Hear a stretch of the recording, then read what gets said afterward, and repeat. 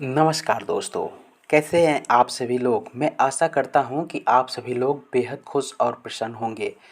दोस्तों, आज के इस वीडियो में हम मुख्य बात करेंगे रावण ने औरतों के बारे में कौन सी बातें बताई थी जो कि आज भी सच साबित हो रही है।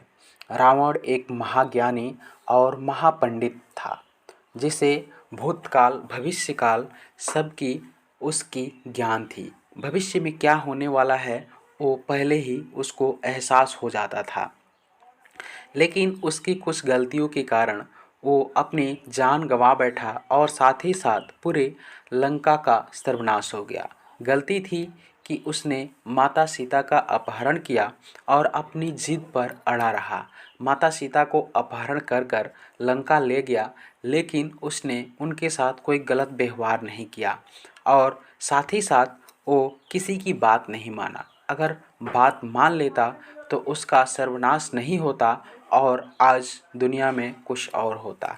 लेकिन उसकी अत्याचार और उसकी नासमझ ने ही उसकी और उसके साथ साथ पूरे उसके दुनिया को ही खत्म हो गया। तो दोस्तों, आज की इस कहानी में हम जानेंगे कि मरते समय रावण ने औरतों के बारे में वो कौन सी 8 बुराइयां बताई जिनके बारे में आज हम जानेंगे। दोस्तों, पहली बुराई जो उसने बताई थी कि साहस। रावण ने कहा था कि महिलाएं साहसी तो होती है, लेकिन अक्सर अपने बल का प्रयोग वो गलत जगह करती है। रामचरितमानस में वर्णित दोहे के अनुसार पत्नियों में जो पहला अवगुण पाया जाता है वह है बहुत ज़्यादा साहस होना। साहस होना अच्छी बात है, लेकिन रावण के अनुसार स्त्रियां अपने साहस का अमूमन गलत जगह इस्तेमाल कर लेती हैं। जैसे ही उन्हें अपने से या जैसी वे परिस्थिति की अपेक्षा करती है उससे अगर प्रतिकूल दिखाई दे तो उससे बदलने के लिए साहस के साथ आगे बढ़ती है। वे ये नहीं समझ पाती कि उनके द्वारा दिखाया गया साहस सही है या नहीं। दोस्तों, दूसरी जो अवगुण बताई थी, झूठ बोलती है। स्त्रियां अक्सर झूठ बोलती है क्योंकि वो कोमल हृदय वाली होती है, जो कि अक्सर अपने बातों की छुपाने के लिए झूठ बोल देती है और बुराई का कारण बनती है। रावण के अनुसार पत्नियों में जो दूसरा अवगुण देखने को मिलता है उनकी निरंतर झूठ बोलने की आदत। ऐसा नहीं है कि वह पल पल झूठ बोलती है, लेकिन वो बातों को छिपाने के लिए अक्सर झूठ का सहारा लेती है।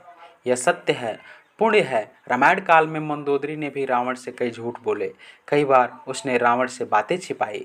इतनी ही नहीं, युद्ध के दौरान मंदोदरी ने दुश्मन का साथ भी दिया। रावण के अनुसार पत्नियां अक्सर झूठ बोलकर खुद भी फंसती है और अपने पति को भी दुविधा में डाल देती है। लेकिन सच एक ना एक दिन सामने आ ही जाता है, फिर उन्हें इस बात का पछतावा होता है। महिलाएं अस्थिर और चंचला होती है। महिलाएं अस्थिर विचारधारा का और चंचल चित्त वाली होती है, इसलिए उनके मन को समझ पाना बहुत मुश्किल होता है। रावण के अनुसार पत्नियों में पुरुषों की तुलना में अधिक चंचलता होती है। उनका मन कभी भी लंबे समय के लिए एक बात पर नहीं रुकता और कुछ ही समय में वह अपनी कही बात मन से बदल देती है, जिस कारण से परिस्थितियाँ अस्थिर हो जाती है और काबू में नहीं हो पाती है। उसने अगली बात बताई, स्वार्थी और मायावी होना। महिलाएं स्वार्थी और जिद्दी होती है और अपने जिद को पूरा करने के लिए वो कहानियाँ गढ़ने और मोहमाई खेल दिखाने लगती है। रावण ने पत्नियों के जिस चौथे अवगुण की बात की है वह उनके माया रचने का अवगुण। उसके अनुसार यह स्त्रियों की एक कला है जो जानती है कि किस समय क्या करना है ताकि परिस्थिति उनके अनुकूल हो। रावण के अनुसार स्त्रियां अपने खुद के स्वार्थों को पूरा करने के लिए कई प्रकार की माया रचती है। दुनिया उनकी इस माया से बेखबर होती है। अपना काम सिद्ध कराने के लिए महिलाएं क्या क्या करती है इसकी भी चर्चा है। लंकापति रावण की राय में अपनी बातें मनवाने के लिए स्त्रियां रूठती है, रुष्ट होने का नाटक करती हैं, कई बार प्रलोभन भी देती है और साथ ही साथ जब ज़रूरत पड़े तो कार्य सिद्ध कराने के लिए सामने वाले व्यक्ति को भी हर तरीके से मनाती है, लेकिन अंत में वो अपना काम करवा ही लेती है। अगली बात बताई, घबरा जाती है महिलाएं। यद्यपि महिलाएं साहसी होती है, लेकिन विकट परिस्थिति आते ही वो बहुत ही जल्द हथियार डाल देती है। रावण ने पत्नियों के जिस पांचवें अवगुण की बात की है वह है उनका डरपोक होना। स्त्रियां बहुत ही जल्द घबरा जाती है।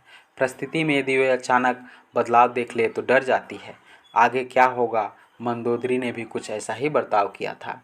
जब उसे मालूम हुआ कि श्री राम, जो स्वयं शिव जी के परम भक्त हैं, वे रावण से युद्ध करने के लिए लंका पहुंच गए हैं, तो उसे अपने पति की मृत्यु का भय सताने लगा और इसी डर के कारण उसने अपने पति को युद्ध न लड़ने की सलाह दी और अपना बल दिखाने से पहले ही हार मान लेने की क्षमा मांगने के लिए कहा था। अगली बात कही कि महिलाएं अविवेक होती है, इसलिए अक्सर भावावेश में आकर वो गलत फैसले ले लेती है, जिसका एहसास उन्हें बहुत देर में होता है।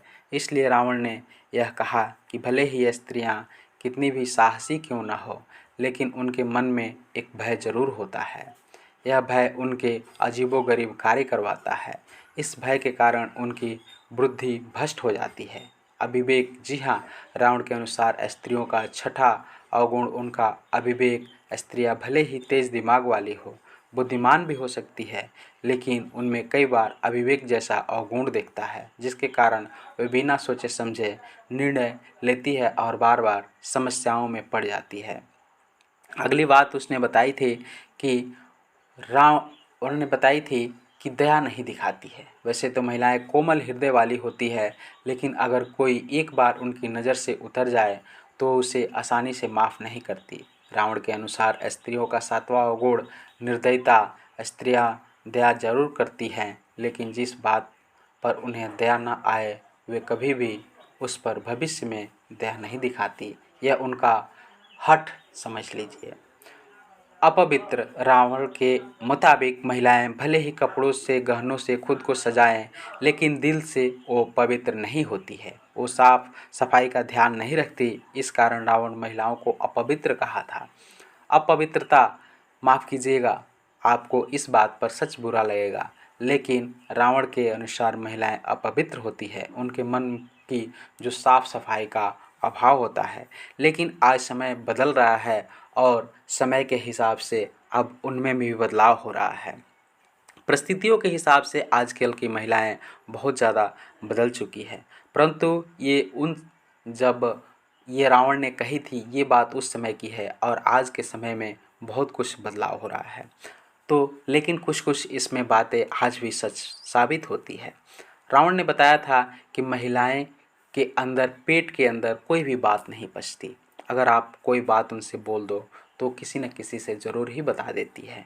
तो दोस्तों, ये था आज का वीडियो। आपको कैसा लगा आप हमें कमेंट करके ज़रूर बताइएगा। धन्यवाद।